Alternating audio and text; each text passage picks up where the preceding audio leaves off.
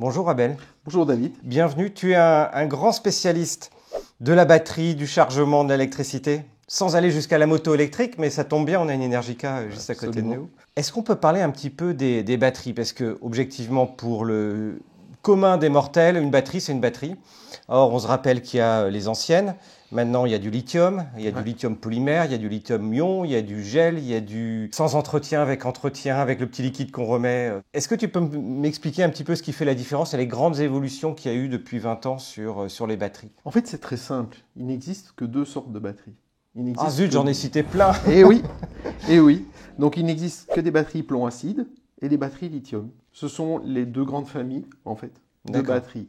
Qu'elles soient AGM, qu'elles soient gel, qu'elles soient plomb-acide liquide, c'est une batterie plomb-acide. Lithium, c'est une technologie totalement différente, qui n'inclut pas d'acide dans sa composition et qui travaille d'une façon totalement à l'opposé de ce que peut travailler une plomb-acide.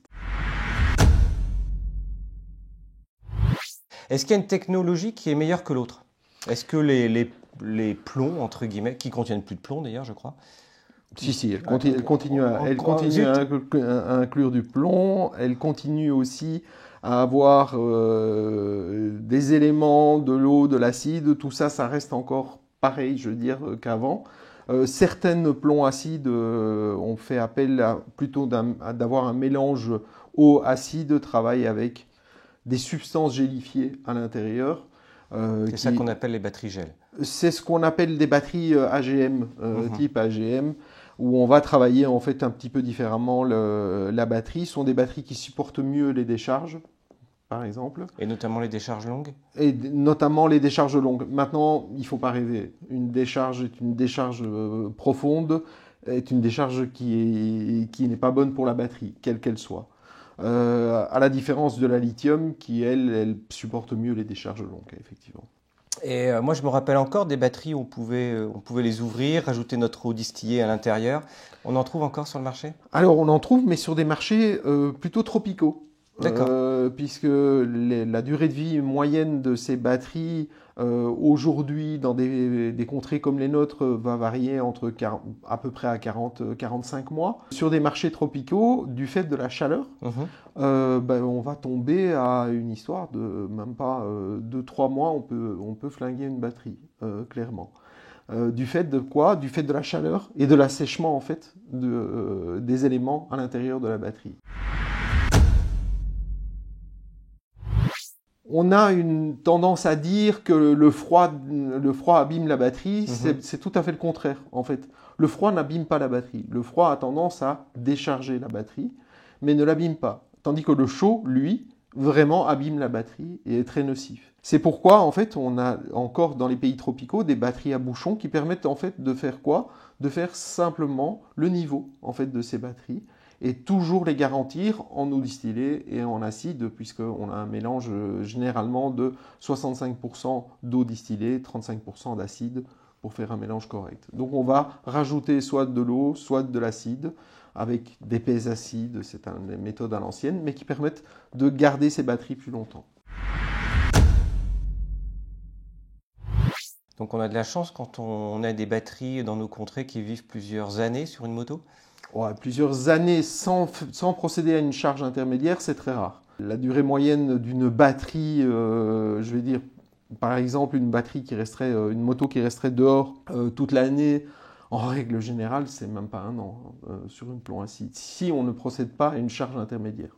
Parce que, on le répète, l'alternateur de la moto n'est pas là pour recharger la moto? Déjà, et la deuxième chose, c'est que les motos sont de véritables petits bijoux électroniques.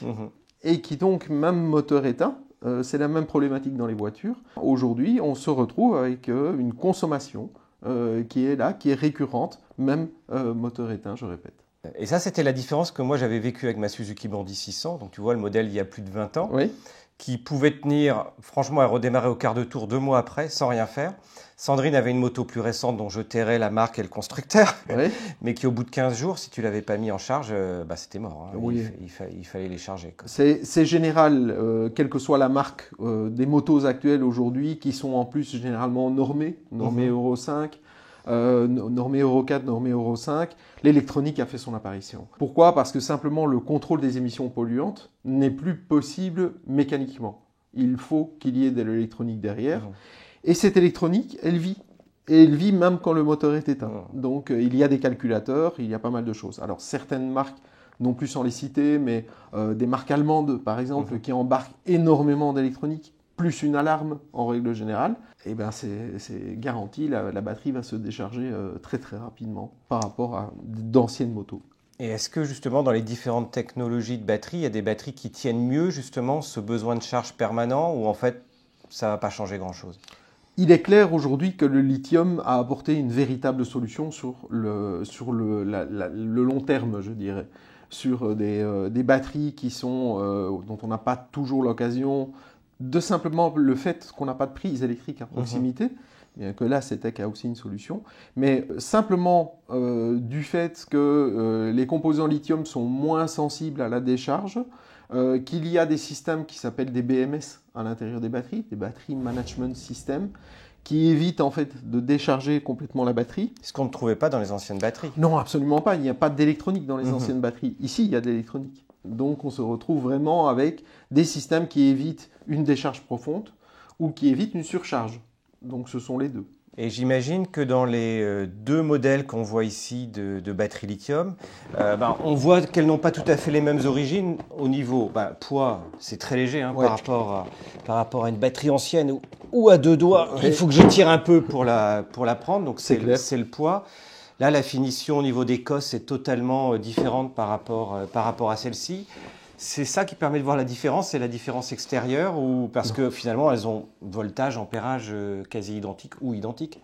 Non, il y a pas mal de choses. Il y a aussi, comme tu l'as dit clairement, bon ici moi c'est la finition en terminaux que j'apprécie énormément, c'est le fait de pouvoir connecter soit en façade, soit sur le haut des accessoires, parce que de plus en plus sur nos motos, nous embarquons de l'accessoire qu'il va falloir connecter.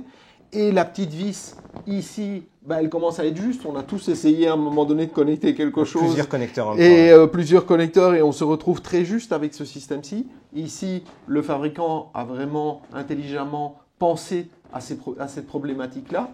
La deuxième chose, c'est la qualité en fait du corps en lui-même. Donc du corps de la batterie, des corps plastiques durs, cassants. Ce sont des corps qui souffrent plus en règle généralement. Par temps froid, ça peut souffrir plus. Ici, on est sur du plastique renforcé avec vraiment une qualité de finition qui est totalement différente. Donc, sans préjuger de la qualité de l'une ou de l'autre, ici, on est sur une batterie, on va dire, un petit peu plus haut de gamme, qui va durer aussi beaucoup plus longtemps. Et c'est un gadget, le fait d'avoir un témoin de charge par rapport à celle-ci qui a un témoin qui semble beaucoup plus basique, on dira. Non, c'est pas un gadget. C'est géré de nouveau par le BMS qui va donner une idée de tension en volts. Là, ils l'ont schématisé par des petites barres qui permettent de voir comme un téléphone si c'est vide ou si c'est plein ou si c'est à moitié. On est proche de la tension réelle sans toutefois s'approcher à une véritable mesure de l'intention. Mais c'est pas un gadget parce que ça peut être intéressant. Maintenant, entre nous, quand la batterie est montée, tu n'as généralement pas accès à ce petit LED, il faut être honnête. C'est plutôt quand la batterie est hors de la moto que l'on peut le regarder. Une fois que la batterie est montée, aujourd'hui les fabricants de motos ont tendance à surprotéger les batteries, à mettre des plaques dessus, ils n'aiment pas trop qu'on chipote non plus. Pourquoi? Parce qu'il y a de nouveau, c'est dû à l'électronique, c'est-à-dire qu'aujourd'hui débrancher une batterie sur certaines motos ou simplement la laisser vraiment descendre au maximum, peut provoquer des pannes, des nécessités de reprogrammation de calculateur. D'accord. Et là, ça coûte plus cher. Et là, ça coûte plus cher, c'est le retour à la case concessionnaire, bien entendu. Alors, une batterie, elle fait 12 volts. Ouais. On la charge à une charge un petit peu au-dessus.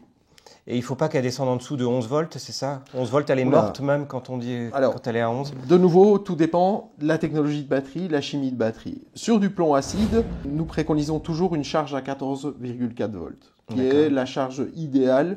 On peut monter un petit peu plus sur des batteries AGM, mais ce n'est pas forcément nécessaire. 14,4 volts est une tension idéale pour charger une batterie plomb acide. À partir de 12,2 volts, donc la batterie, quand on la mesure, elle fait 12,2 volts.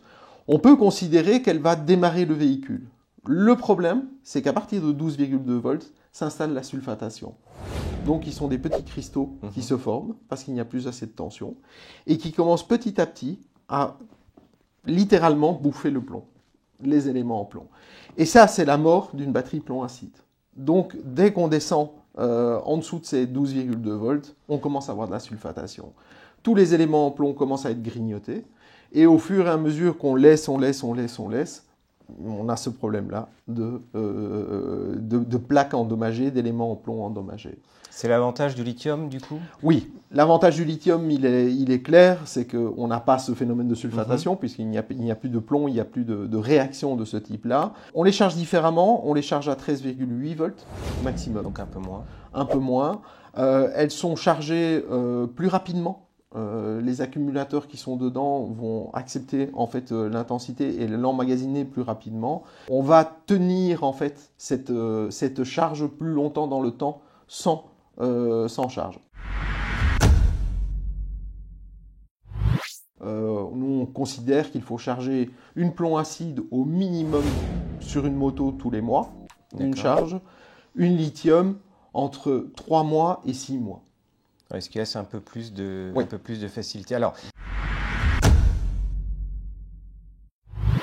on a parlé de voltage, mais je me rappelle avoir eu justement la fameuse batterie sur le constructeur que je ne nommerai pas, qui assurait du 12 volts, mais impossible de démarrer. Donc il n'y a pas que le voltage qui compte. Non, la tension est une chose. La tension se mesure en volts. Et c'est l'ampérage.